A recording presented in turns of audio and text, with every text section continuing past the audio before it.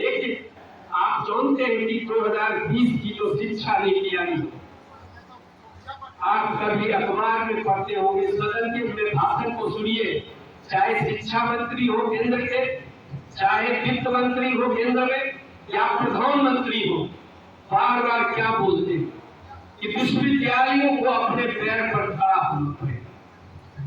क्या आज तक विश्वविद्यालय दूसरे के पैर पर खड़े?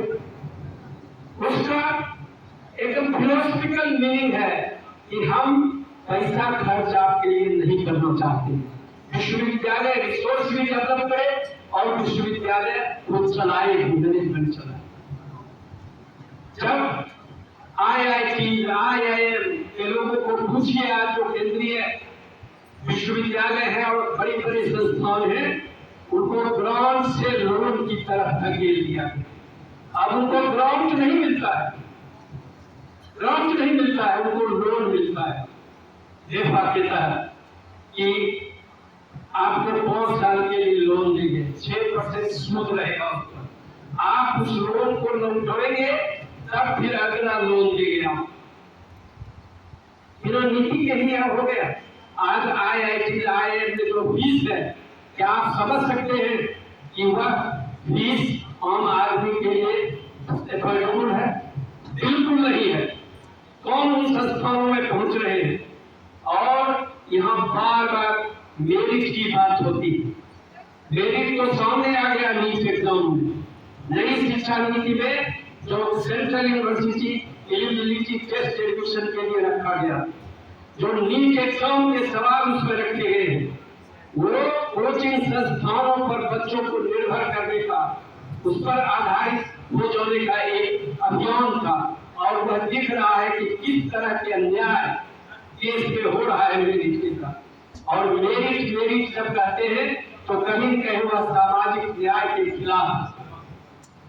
पूरी शिक्षा नीति में कहीं भी सामाजिक न्याय की चर्चा नहीं, आरक्षण की चर्चा नहीं है, संवैधानिक मूल्यों की चर्चा नहीं है, संघीय ढांचा की चर्चा नहीं है। और हम कह रहे हैं कि यह शिक्षा नीति देश को बदलने वाला है, जनरेशन को बदलने वाला है, और इसी के थ्रू हम विश्व को बनने जा रहे हैं। जब डार्विन के सिद्धांत को सिलेबस से निकाल दिया जाता, जब कई की कविताओं को छोड़ दिया जाता, जब जो हमारे सामाजिक और ऐतिहासिक परिप्रेक्ष्य रहे हैं इस देश के हजारों साल के, उनको दरकिनार करके कुछ नई चीज डाल दी जाती है, तो हम कहते हैं कि नया स्वरूप, नया देश बना रहे। आपको इन तमाम राजनीति को समझना पड़ेगा। और केंद्रीय बजट बार बार हटाया जा रहा है शिक्षा पर, और सरकारों पर दबाव दिया जा रहा है कि आप भी अपनी बजट को घटाइए, आप भी बजट को घटाइए। अगर आप अभी जो नाटक चल रहा था अंगीभूत कॉलेज और विश्वविद्यालयों में, वह विश्वविद्यालयों को अपने घुटने पर खड़ा होने के लिए बिहार सरकार मजबूर कर दी। मैं किसी अफसर को दोष नहीं देता, यह सरकार की नीतियों का दोष है कि एक अफसर विश्वविद्यालय को उंगली करना चाहता है और सरकार चुपचाप मुंह देखती है। इसीलिए इन नीतियों को अगर नहीं समझेंगे तो हम अपनी लड़ाई कैसे लड़ेंगे?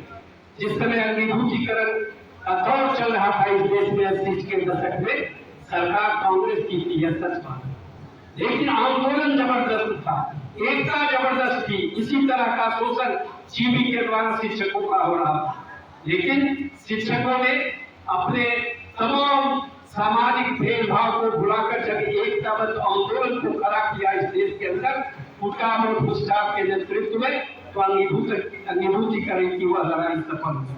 मैं समझता हूँ कि वह दौर आ गया है कि आप अपने तमाम अंतर विरोधों को काट कर एक ऐसे संगठन को तैयार कीजिए, ऐसा आंदोलन डेवलप कीजिए जो शायद आपको मंजिल तक पहुंचाए। अंगीभूतीकरण के बिना आपका कोई कल्याण नहीं। आप ग्राउंड की बात और समय पर ग्राउंड की बात जो नहीं मिला है उसके लिए कीजिए, लेकिन आप चाहते हैं कि हमारा कल्याण हो, आने वाली पीढ़ियों का कल्याण हो, तो आपको निश्चित रूप से अंगीभूतीकरण की मांग करना पड़ेगा, यूजीसी की मांग करना पड़ेगा। तमाम सर्विस कंडीशन जो अंगीभूत कॉलेजों में मिलते हैं, विश्वविद्यालयों में मिलते हैं, उसकी मांग करना पड़ेगा।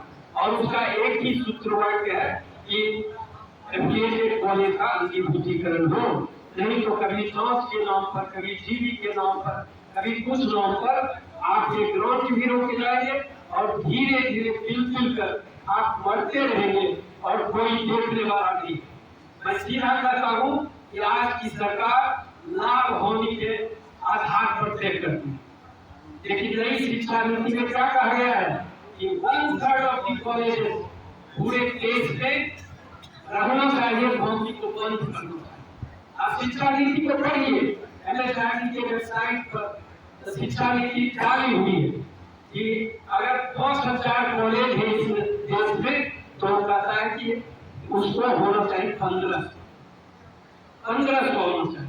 विश्वविद्यालयों को 1/3 करने की बात हो रही है। एक तरफ जीआर बढ़ाने की बात है, एक तरफ आबादी बढ़ रही है, एक तरफ तमाम तरह के कोर्स इंट्रोड्यूस किए जा रहे हैं, वर्कलोड लगातार बढ़ रहे हैं, और दूसरे तरफ इंस्टीट्यूशन को बंद करने की नीति परोसी जा रही है। दोनों कैसे हो सकता है? दोनों कैसे हो सकता है? आज भी जितने कॉलेज है उससे तिगुने कॉलेज की जरूरत है। समाज केवल बिना शिक्षक के आप एडमिशन बढ़ा दीजिए 10 गुना, उससे शिक्षा तो नहीं होती है ना। डिग्री बोलते हैं आप, शिक्षा तो एक संपूर्ण मानव को तैयार करने की एक लंबी प्रक्रिया है ना, और लंबी